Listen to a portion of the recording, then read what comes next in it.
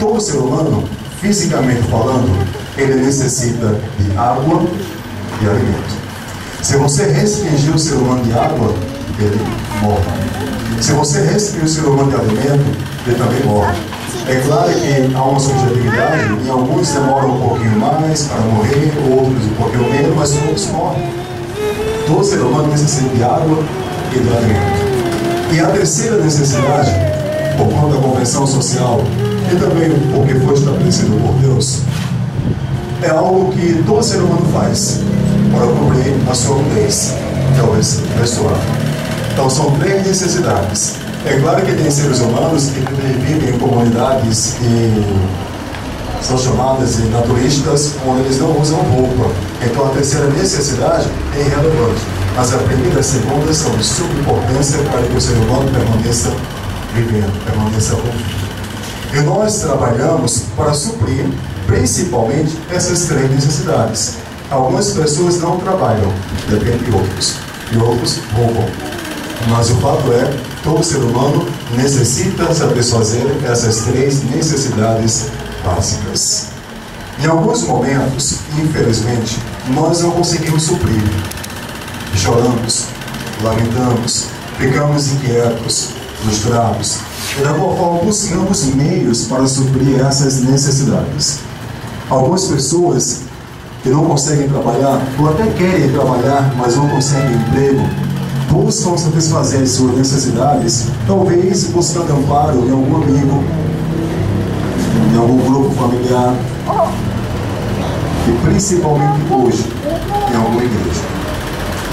Parece que, infelizmente, algumas pessoas têm enxergado a igreja como um centro, eu falo em termos institucionais, como centro para suprir todas as carências humanas.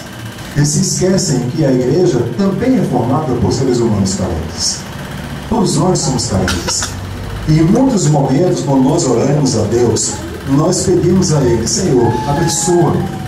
E geralmente quando você faz ou expressa esta frase, Senhor, abençoa-me, o que você quer dizer para Deus é: Senhor, abençoa-me neste ou naquele aspecto. Abençoa-me para que eu possa ser curado. Abençoe-me porque eu preciso de água. Abençoe-me porque eu quero passar em um concurso público.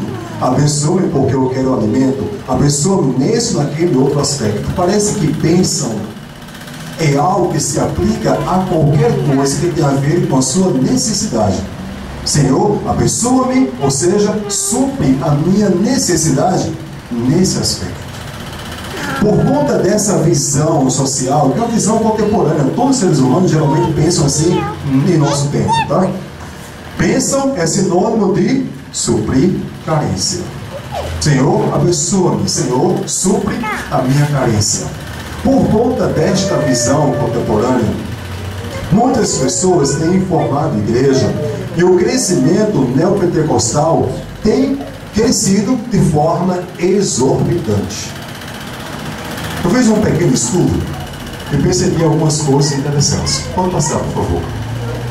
O primeiro aspecto que eu percebi foi esse aqui.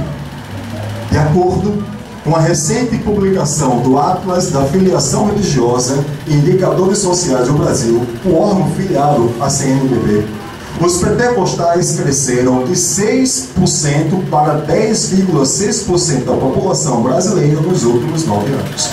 Por conta desse crescimento exorbitante dos neopentecostais, deixa eu deixar bem claro aqui, existem os protestantes tradicionais, aqueles que vieram até o século XIX, e depois do século XIX, início do século XX, os chamados neopentecostais. Esses neopentecostais dão ênfase em duas coisas: batismo do Espírito Santo e uma retribuição financeira, e diretamente ao barganha que se faz com Deus, que eles interpretam como bênção. Quanto mais você dá para Deus, mais Ele vai te abençoar. De forma simples é isso aqui. O interessante é que esse grupo de neopentecostais, não os protestantes tradicionais, que a nossa igreja faz parte, esse grupo tem crescido de forma exorbitante. Com essa linha de interpretação de que bênção é sinônimo de suprir carências, essas igrejas têm apresentado quase como um comercial ou como um comércio. Olha, se você vir para a minha igreja, você vai ser abençoado. Em outras palavras, as suas necessidades serão supridas. Então venha para cá. Outra coisa que eu percebi em minha pesquisa. Pode passar, por favor. O maior crescimento dessas igrejas neopentecostais, com ênfase em suprir as carências ou promover bênçãos, entre aspas, o maior crescimento se dá nas camadas de menor renda, das regiões metropolitanas, onde os indicadores sociais são mais baixos, e também nas regiões norte e centro-oeste. Parece que no nordeste ou no norte, principalmente nas grandes cidades e naqueles bairros tidos mais humildes, o surgimento de novas igrejas pentecostais ou neopentecostais tem crescido de forma exorbitante. Estão entendendo o contexto social? Estão entendendo como é que se aplica esse crescimento? O interessante é que essas pessoas são extremamente criativas quando for suas congregações. Eu pesquisei alguns nomes com CNPJ, igrejas de fato, existe de fato com reconhecimento legal.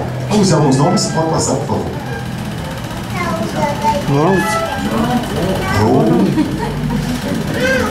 Ele está envolvido ali. Vamos ver alguns nomes? Vejam. Igreja Evangélica Abominação à Vida Torta. Se você está torto, irmão, vá para essa igreja, ele vai consertar você. Igreja Batista Incêndio de Bênçãos. Haja bênçãos. Ou seja, qualquer necessidade que você tenha, fique tranquilo, vá para essa igreja, você vai ter a bênção, aliás, a carência suprema. Terceira igreja. Igreja Pentecostal Jesus foi ali. Pertinho, tá? Vem já. Então, se você tem pressa na volta de Cristo, vá para essa igreja. Quarta igreja. Igreja Evangélica Pentecostal Labareda de Fogo. Haja fogo.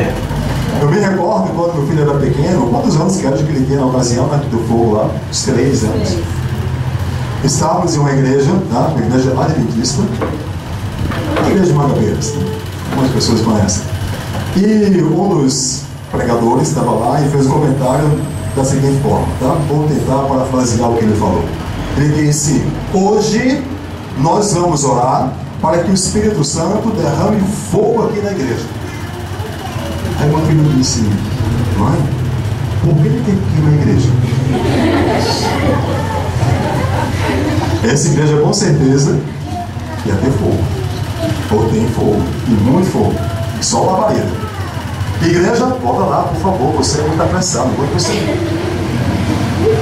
Igreja Automotiva do Fogo Sagrado. Essa tem carro, olha, coisa chique. Associação Evangélica Fiel até debaixo d'água. Pode ter uma enchente, mas lá, cristão é fiel. Cruzada Evangélica do Pastor Valdevino Coelho. A sumidade. Sabe o que é a sumidade? É alguém que faz algo que nenhuma outra pessoa fez. Alguém de suma importância. Alguém que realmente pode ter tido como o homem mais importante do mundo. Encontramos ele, Valdevino Coelho. Igreja A de Amor. B de batismo, C de cruz, né? D de Deus, assim por diante. Alfabeto todo. Igreja Decanta Labaci.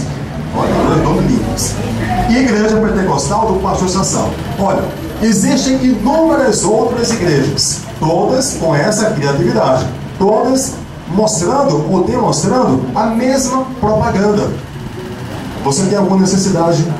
Você é um ser humano necessitado. Você já buscou em muitos locais satisfazer a sua necessidade e não encontrou? Venha para cá. E aqui você vai ser satisfeito. Por quê? Porque aqui nós temos a bênção. Senhor, abençoa-me. Vá para essa igreja e você receberá a bênção. Vamos ver por que isso acontece. Na minha pesquisa ainda, eu percebi isso aqui. Algumas características por que esse crescimento tem acontecido.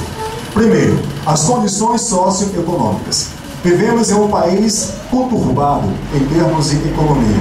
A diferença social é muito grande. Poucas pessoas são extremamente ricas e uma grande quantidade são pobres e altamente necessitadas. O país não tem política de trabalho, infelizmente, de forma coerente, o que promove uma insatisfação quase generalizada. A violência tem aumentado, e etc. Por conta disso, as igrejas dizem: venha para cá que você encontrará a solução. A maciça utilização da mídia por parte dessas igrejas. Basta você ligar a TV e você vai perceber isso acontecendo. A competente administração empresarial, administrativa dessas empresas, dessas igrejas. E por último, e talvez, em a minha concepção, a principal seja a utilização da teologia da prosperidade. A teologia da prosperidade é um termo que surgiu no século XX, mas que demonstra de forma clara, específica e direta como acontece esse desenvolvimento religioso contemporâneo. Mas o que é isso? Por favor, passa. Eu desenvolvi esse texto aqui de forma simples, tá? Tentei juntar todos os princípios, eu li em várias partes, que era a teologia da prosperidade, juntei tudo e formei isso aqui mais resumido, tá? Tentando abarcar todas as características. A teologia da prosperidade pode ser entendida como um conjunto de princípios. Perceba que todo ser humano, ele age de acordo com princípios. Ele não mata, por quê? É preservar a vida. O princípio é preservação da vida. Ele busca trabalhar, por quê? Porque ele quer se alimentar. Então o princípio é o alimento, uma carência alimentícia. Então todo ser humano age com base em princípios. Significa dizer que essa linha ideológica de cunho religioso, ela busca apresentar princípios a fim de que você possa ter um comportamento que siga essa linha de pensamento, que afirmam que basicamente é isso que os princípios apresentam. Um cristão verdadeiro significa dizer que tem um falso. Não é à toa que nós somos acusados como um dos principais cristãos falsos. O cristão verdadeiro tem o direito, percebam, o direito de obter a felicidade integral. O cristão verdadeiro não fica doente. Então acho que eu sou um cristão falso. O cristão verdadeiro não é pobre. O cristão verdadeiro, ele tem tudo aquilo que ele necessita. O cristão verdadeiro não fica triste. O cristão verdadeiro não passa por nenhuma mazela social. Por quê? Porque ele é o cristão verdadeiro. Ele tem o direito de obter a felicidade integral. Você fala, bom, ter direito é uma coisa, receber é outra. Nessa linha de pensamento, o cristão não só tem o direito, como ele exige. Tem o direito de ter e o direito de exigir. E exigi-la ainda durante a vida presente sobre a terra. Significa dizer que, mesmo vivendo em um mundo pecaminoso, onde nós somos pecadores, aqui na terra, nós não iremos passar por nenhumas mazelas, por nenhuma tribulação. Se eu pensar dessa forma, eu vou estar chamando o nosso Senhor Jesus de mentiroso. E foi o que ele disse: neste mundo vocês passarão por tribulações. Mas segundo essa linha de pensamento, nós não iremos passar por nenhuma tribulação. Pelo contrário, bastando para isso que ele tenha confiança incondicional em Jesus. Se eu a ter, com certeza eu serei feliz integralmente. Vamos ver quem desenvolveu esse pensamento. Pode passar. Veja os princípios. Na busca da bênção, da satisfação da sua necessidade, o fiel deve, olha, só termos que são imperativos, tá? Não é que ele seria bom que você determinasse. Não, faça. Só imperativo.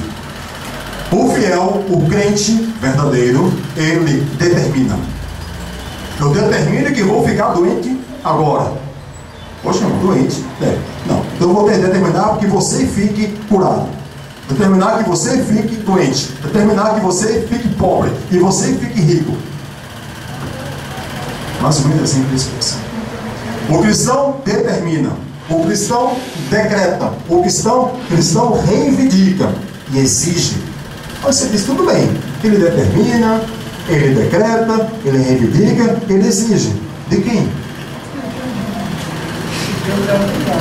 De Deus. Eu acho isso, no mínimo, um absurdo. exigir de Deus que Ele cumpra sua parte no acordo. Quer dizer que cristianismo é um acordo, é uma barganha que eu faço com Deus. A partir do momento que você é batizado, você diz: Senhor, eu quero assinar meu cheque aqui, o meu contrato, seja o Senhor assinou também, assinou, beleza, então vamos ter que seguir todas essas cláusulas do nosso contrato. E se o Senhor não seguir, arca as consequências. Exigir de Deus que Ele cumpra a sua parte no acordo ao fiel, ao cristão verdadeiro, aquele que é feliz sempre, que não fica doente nunca. Ao fiel compete dar dízimos e ofertas. Essa é a sua parte no acordo, a cláusula lá. Cristão, Deus diz: deu dízimo e oferta. E tem que ser uma oferta grande, tá? E tem que ser um dízimo de 30%. A Deus cabe abençoar. É a parte dele. O que é a bênção de Deus? Suprir qualquer carência que você tenha.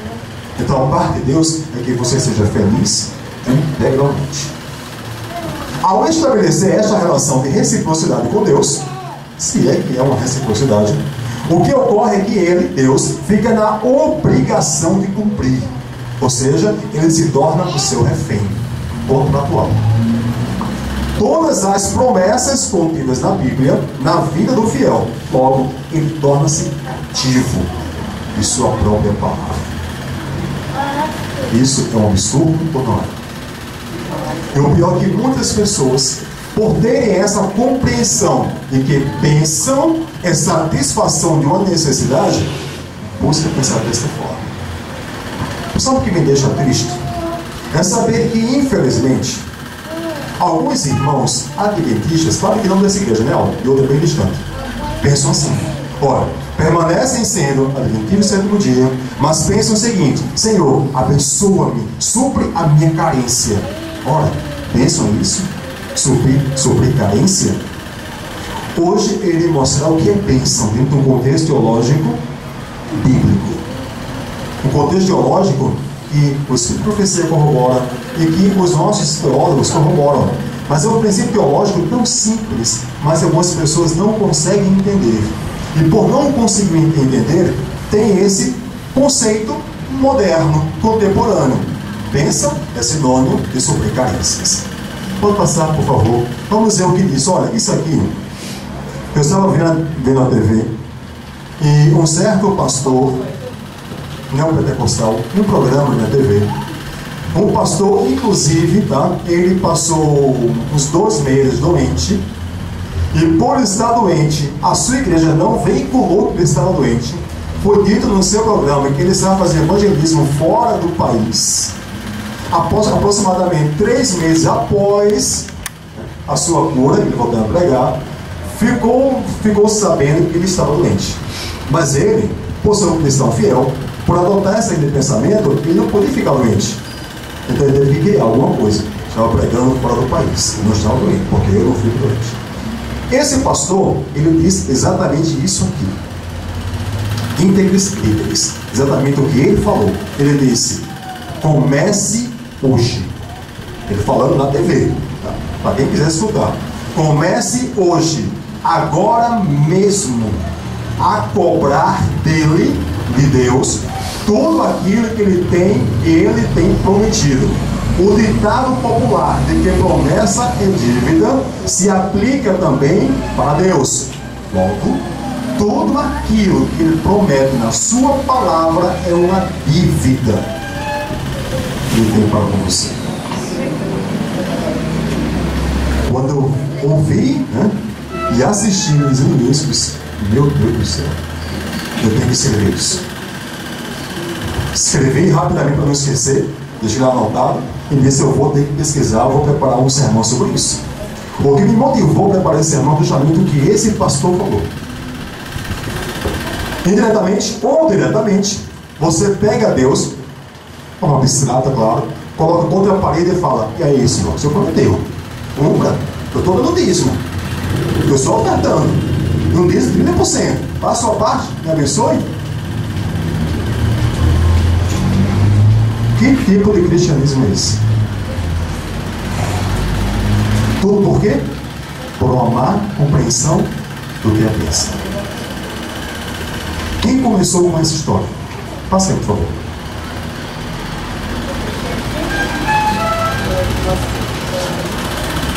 Esse aqui, William Kenyon, século XIX. Ele foi um pastor norte-americano da Igreja Batista Nova Aliança, evangelista e escritor. Ele apresentou esses princípios em seus livros. E o principal pastor que foi influenciado por ele, que fundou essa linha de pensamento e colocou em prática em sua igreja, foi este cidadão aqui, Kenneth Hagin. Ele foi o fundador do movimento Palavra da Fé, sendo uma inspiração ideológica para o referido movimento que culminou nas evoluções filosóficas dos chamados neopentecostais. Alguns teólogos chamam o Hagin de o pai do neopentecostalismo, por conta da sua ênfase na bênção, ou seja, na satisfação advinda de Deus para a nossa necessidade. Foi o que ele disse, está certo. Esse é o Hagin. Olha o pensamento dele. Ele afirmou, com base em Gálatas 3, vamos ver o que está em Gálatas 3, a ver se vocês concordam ou não com a interpretação deste cidadão. Gálatas capítulo 3, versículos 13 e 14. Diz a palavra de Deus: Cristo nos resgatou da maldição da lei, fazendo-se Ele próprio maldição em nosso lugar. Abre parênteses. Porque está escrito: maldito todo aquele que for pendurado em madeiro. Versículo 14. Para que a bênção, a palavra bênção, na compreensão que você sabe o que significa, porque para que a bênção de Abraão chegasse aos gentios em Jesus Cristo, a fim de que recebêssemos pela fé o Espírito prometido. Em outras palavras, Cristo morreu, colocou a lei de lado, nós não precisamos guardar a lei, e se aceitarmos a sacrifício de Cristo, seremos abençoados. Primeiro texto, tá? A visão dele. Aí ele diz que fomos libertos da maldição da lei. Que são, na visão dele, tá? Todo aquele que segue a lei, todo aquele que está, o que reconhece que a lei é o próprio Deus em essência, como diz nosso irmão, concorda plenamente com ele em nossas vidas. Todo aquele que faz isso é pobre. Todo aquele que faz isso é doente. É por isso que eu estou doente, tá? Vocês compreenderam agora. E são mortos espiritualmente. Ou seja, nenhum adventista vai para o céu. Que tristeza. E agora o que faremos? Acho melhor ir embora, né? Fechar a igreja, porque estamos em um lugar errado. Temos que ir para a igreja lá do pastor que diz que temos que colocar Deus contra a parede, porque lá é o caminho certo. Ele toma emprestadas as maldições de Deuteronômio, capítulo 28, 15 a 42, vocês lêem em casa depois, contra os israelitas que pecassem. O contexto lá do texto fala o seguinte: vivam com o Senhor para que vocês não sofram os pecados e as maldições e as doenças dos egípcios, que começam a delinear quais eram.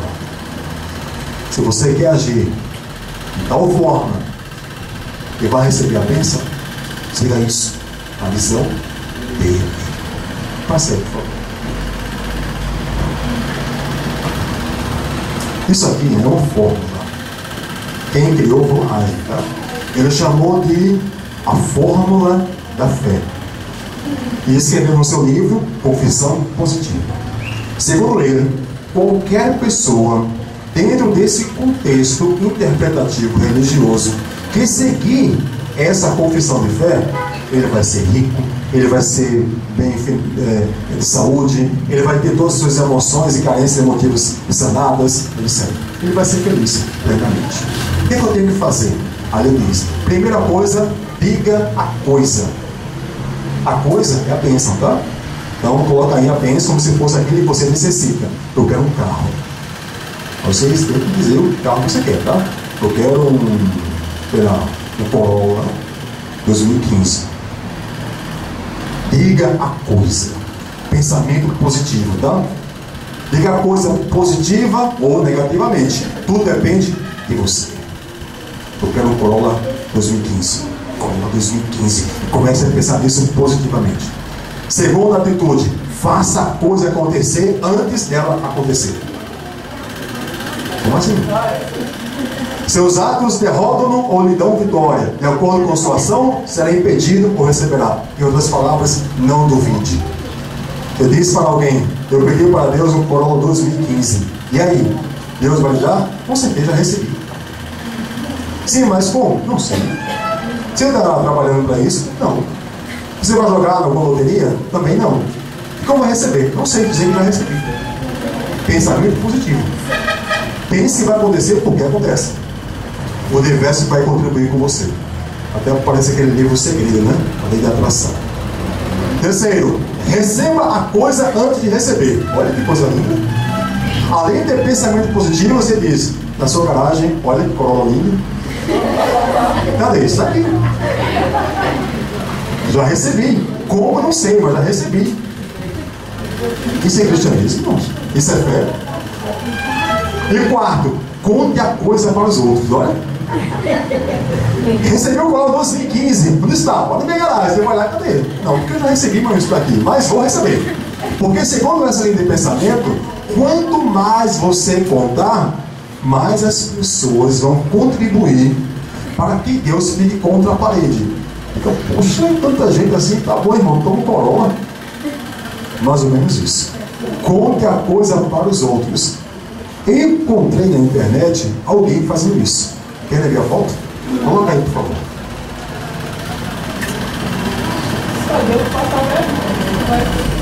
Monza ano não sei o que, tá? Todo velho, esculhambado. Aí o irmão colocou no vidro do carro. Tem que contar a coisa, né? Deus vai nos dar um crossbox vermelho. Tem que determinar, claro, né? Quem crê, diga amém. Quantos améns forem pronunciados, melhor para ele. Amém, amém. Aí Deus, poxa, tá bom, me rendo. Aí dá o crossbox vermelho. Aí, irmão. Irmãos, que compreensão absurda. Tudo por quê? Porque eu comecei a interpretar a bênção como satisfação e necessidade. Passa aí, por favor. Aí eu vejo, isso aqui é interessante. Segundo essa visão, tá? A única coisa que pode impedir que você receba a bênção é o cão. É o inimigo. As bênçãos estão ao alcance de todos, mediante a fé ou a compreensão desta visão teológica religiosa, inclusive com a alteração radical de realidades miseráveis. Ele é um mendigo, aí ele começou a ter fé positiva, de repente tornou-se uma pessoa muito rica. Porém, se alguém tiver qualquer envolvimento, direto ou indireto, com o diabo, essa pessoa não vai receber a bênção. Vamos colocar na prática? Aquela pessoa que é um fiel cristão, de acordo com essa visão, tá? E fica doente, o que aconteceu? Ele, o diabo, ó. Se por acaso ele é um cristão fiel e não é rico, é porque o diabo está na casa dele o tempo todo. Ou seja, se você não recebe essas bênçãos que eles apresentam aqui, é porque você e o diabo são grandes amigos. Você apenas flerta com Deus. Deus, não tem beleza, estou aqui. Mas seu amigo de fato é o diabo. Entenderam o que eles estão dizendo? Se você for para uma igreja dessa e o pastor vai dizer para você, olha, compre essa garrafa aqui de água, porque essa garrafa de água está abençoada. Confie, creia, beba dessa água e fique rico. Aí você vai tomar o galão todo de água e fica rico. Aí ele vai dizer o quê? Irmão, o diabo está com você. Você está amaldiçoado. Tem um espírito do cão em você. Vamos ter que fazer um exorcismo, alguma coisa, para afastar o cão de você, a fim de que você possa receber a bênção. Essa é a visão. Aí eu volto, passa lá, pô. Aí aparece a frase novamente: Senhor, abençoa. Qual a principal questão desta manhã? Passa aí mais uma vez. A principal questão é essa aqui. Mas o que é bênção? Se bênção não é essa visão de que algumas pessoas têm, a bênção é a satisfação, não é necessidade, o que é bênção? Passa lá. Vamos para a Bíblia. Livro de Gênesis, capítulo 12. Gênesis, capítulo 12. Eu ainda tenho 4 minutos. Gênesis capítulo 12, versículo 1. Diz a palavra de Deus: Ora, disse o Senhor a Abrão: sai da tua terra, da tua parentela e da casa de teu pai, e vai para a terra que te mostrarei. Versículo 2: de ti farei uma grande nação, e te abençoarei. Mas como assim? Eu vou ter muitos bens materiais, eu vou ter muita coisa? Ele continua dizendo: e te engrandecerei o nome. Olha, quer dizer que ser abençoado é ter um nome bem importante, é ser muito rico? Aí Deus continua dizendo: se tu uma bênção. A palavra bênção aqui no hebraico é asre. Lembra essa palavra? Asre. E se tu uma asre. Ele continua dizendo, versículo 4, aliás, versículo 3: abençoarei os que te abençoarem, e amaldiçoarei os que te amaldiçoarem. Em ti, nele, a pessoa de Abraão, serão benditas todas as famílias da terra. Qualquer comentarista, ao apresentar um comentário sobre esse texto, para dizer: a única forma de ser abençoado em Abraão é por conta de Cristo fazer parte da linhagem de Abraão. Então a bênção está em Jesus. Porém, Deus diz: Abraão, seja uma asre. Abraão, seja uma bênção. E qualquer pessoa que entrar em contato com você também vai ser abençoada. Na visão deles, tá? Aquela visão daquele pastor lá do Raja. O irmão pediu um Corolla 2015. Vamos supor que ele receba. Aí o cara chega na casa dele. Uau! Isso é positiva. Fórmula da fé. Corolla 2015. O irmão diz: você pode abençoar com esta bênção? Aí ele diz: como assim? Você vai abençoar, me abençoa também? Não, é você aí, peça a Deus. Segundo o texto, aquele que se torna uma bênção, abençoa a todos que chegam próximo dele. De que forma acontece isso? Abraão, nessa ocasião, ele tem em torno de 69, 70 anos, não tinha filhos. Deus prometeu para ele que ele teria uma grande descendência. Ele pensou: como? Não sei, mas confiou em Deus. Não é todo que chamado do pai da fé. A sua esposa talvez não compreendeu durante os anos que se passaram como isso iria acontecer. O fato é que quando Abraão tinha em torno de 100 anos, quase 100 anos, 99, aconteceu algo interessante. Aí ele compreendeu que era a bênção. Capítulo 17, versículo 1. Passe 2 páginas. Capítulo 17, versículo 1. Veja, quase 30 anos depois. Quando atingiu Abrão a idade de 99 anos, apareceu-lhe o Senhor e disse-lhe: eu sou Deus Todo-Poderoso, anda na minha presença e ser Calil. No hebraico, Calil. Sabe qual é o sinônimo de Calil? Asre. Significa dizer que aquele que é perfeito, ele é ao mesmo tempo uma bênção. Eu pergunto: como alguém pode ser perfeito? Tem alguém perfeito aqui? E se tiver, eu não sei o que vai acontecer comigo. Eu não sou perfeito. Davi disse que olhou para a terra, Deus olhou para a terra, tentou encontrar um ser humano perfeito e não conseguiu encontrar. Paulo diz a mesma coisa em sua carta.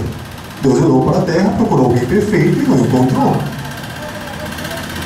Porém, o próprio Cristo disse: sede perfeitos como perfeito é o vosso Pai. Como eu posso ser perfeito? Como eu posso ser uma bênção?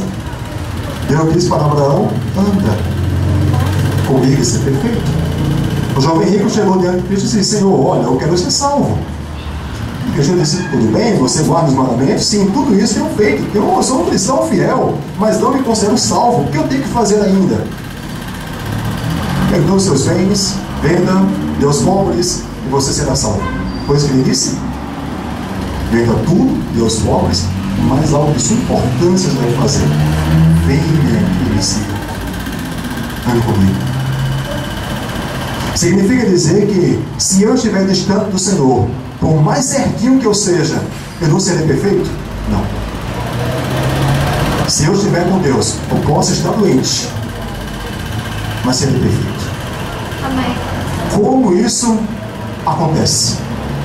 Vou apresentar uma ilustração que vai servir como analogia para você entender como isso acontece na prática. Vamos supor que você... Aldo, vou usar você que está filmando aí. Nome da tua esposa? Erivânia. Erivânia. Imagina assim me dizendo, o Aldo e a Erivânia se casam. E o Aldo, desde o gravador, ele diz: eu quero ter uma lua de mel diferente. Vou ter lua de mel no mato. Na floresta, são um desbravador. Chama a esposa Erivânia e diz: Eri, meu bem, vamos acampar. Ela: como assim? Nosso lua de mel será no mato. Sou um desbravador. Quero acampar em lugar distante, na floresta. Achei a ideia um pouco estranha, mas tá bom, vamos lá. Ele coloca os apetrechos no carro e viajam para uma floresta bem distante, desconhecida. Chega lá num local específico, uma clareira, um local bonito que ele conhecia com antecedência, e começa a armar a barraca. Eles chegam lá por volta das 16h30 da tarde. Chega lá, começa a armar a barraca, a esposa também, arrumando tudo. Ele termina 5h30, 5h40. Aí ele vai me dizer: querido, e à noite? Tem que ter uma fogueira aqui para nos aquecer. Ele: claro, filho, eu vou buscar aí a madeira. Deixa a esposa lá, na barraca, e entra na floresta buscando madeira. Pega um graveto aqui, outro acolá, fica trolando, estou na floresta, estou no mato, estou de mel e tal. E começa a entrar na floresta, pegando madeira, colocando embaixo do braço. De repente, anoitece. É uma noite escura, sem estrelas. Ele está em completo branco.